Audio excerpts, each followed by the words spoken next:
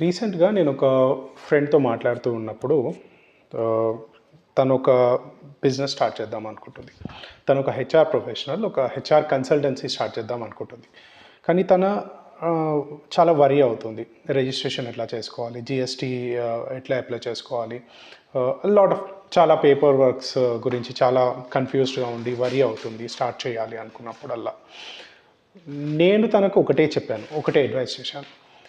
నువ్వు ఫస్ట్ ఆ స్టెప్ తీసుకో, స్టార్ట్ చేయి బిజినెస్. నువ్వు ఈరోజు స్టార్ట్ చేసిన కంపెనీ రేపటికి 2 రోజులు పాతదవుతుంది, ఒక వారం తర్వాత ఒక వారం పాతమవుతుంది, అండ్ సో ఆన్. నువ్వు కనుక ఆ ఫస్ట్ స్టెప్ తీసుకోకపోతే ఆ కంపెనీ అసలు ఎగ్జిస్టే అవ్వదు.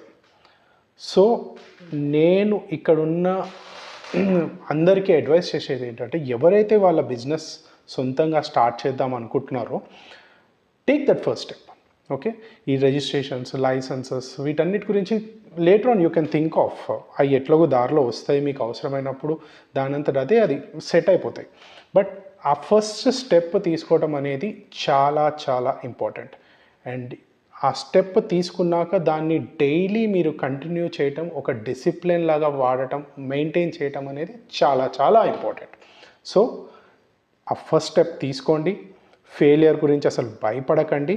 ఫెయిలియర్ వచ్చినా, సక్సెస్ వచ్చినా, everything is a learning curve అనుకొని ముందుకెళ్ళండి. Okay, if you want to start a business, this is the time you can take that ahead.